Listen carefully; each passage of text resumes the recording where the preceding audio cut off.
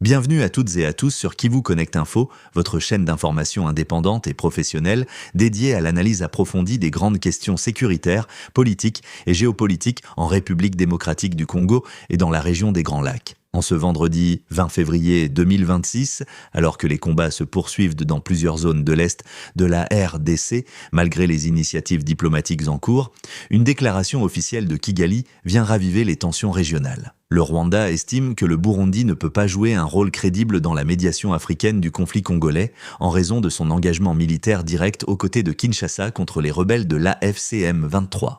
La prise de position rwandaise a été exprimée publiquement à Kigali lors d'une conférence de presse conjointe réunissant le ministre rwandais des Affaires étrangères, Olivier Nduhungirehe, et la commissaire européenne chargée de la gestion des crises. Cette déclaration intervient dans un contexte diplomatique extrêmement sensible, marqué par l'intensification des combats dans l'est de la RDC et la fragilité des mécanismes de cessez-le-feu. Selon Kigali, le Burundi se trouve aujourd'hui dans une situation de conflit d'intérêts manifeste. Bien que le pays assure depuis le 14 février 2026 la présidence tournante de l'Union africaine, il est en même temps accusé d'être une partie active au conflit armé en RDC, ce qui compromet, aux yeux du Rwanda, toute prétention à un rôle de médiateur neutre. Les autorités rwandaises rappellent que des troupes burundaises combattent actuellement aux côtés de l'armée congolaise et de ses alliés contre les rebelles de la FC/M23, principalement dans les provinces du Nord, Kivu et du Sud Kivu. Cette implication militaire directe est considérée par Kigali comme incompatible avec les principes fondamentaux de la médiation internationale. Le Rwanda insiste sur le fait que la médiation africaine déjà en place,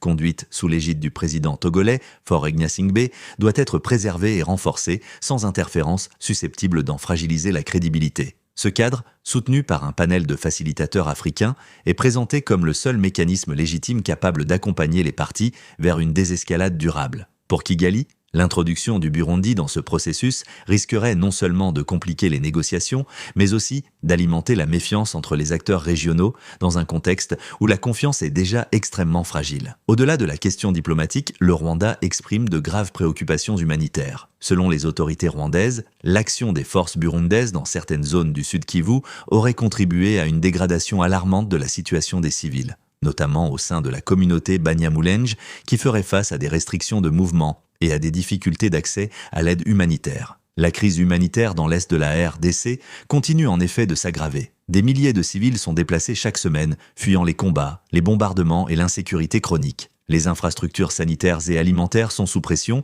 tandis que l'accès humanitaire reste limité dans plusieurs territoires. Kigali rappelle que la présence militaire burundaise en RDC ne date pas de quelques semaines. Depuis au moins 2 ans, des contingents burundais seraient déployés dans l'est du pays, avec une intensification notable de leurs opérations ces derniers mois. Certaines estimations évoquent la présence de plusieurs dizaines de milliers de soldats burundais engagés dans différentes zones stratégiques. En décembre dernier, les rebelles de l'AFC/M23 ont accusé l'armée burundaise d'avoir participé à des bombardements transfrontaliers et à des offensives majeures autour de la ville d'Uvira, un point stratégique du Sud Kivu. Ces accusations ont contribué à renforcer les tensions régionales et à internationaliser davantage le conflit. Le Rwanda dénonce également la composition de la coalition militaire soutenant Kinshasa, qu'il accuse de collaborer avec des groupes armés hostiles, dont les FDLR, considérés par Kigali comme une menace directe pour la sécurité régionale et porteurs d'une idéologie extrémiste dangereuse. De son côté, le président burundais Evariste Ndayishimiye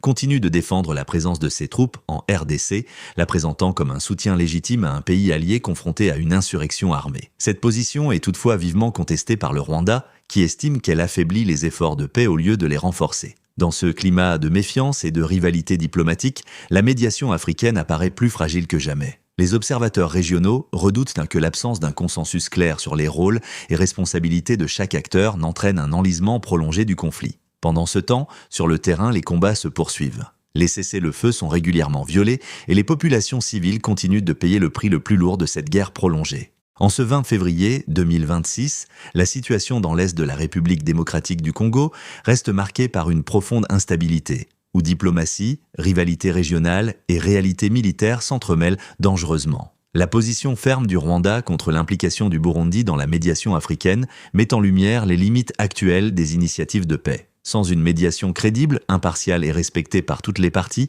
les perspectives de paix durable demeurent incertaines. Pour les populations de l'Est congolais, l'urgence reste la même: la fin des violences, la protection des civils et l'ouverture d'un véritable chemin vers la stabilité.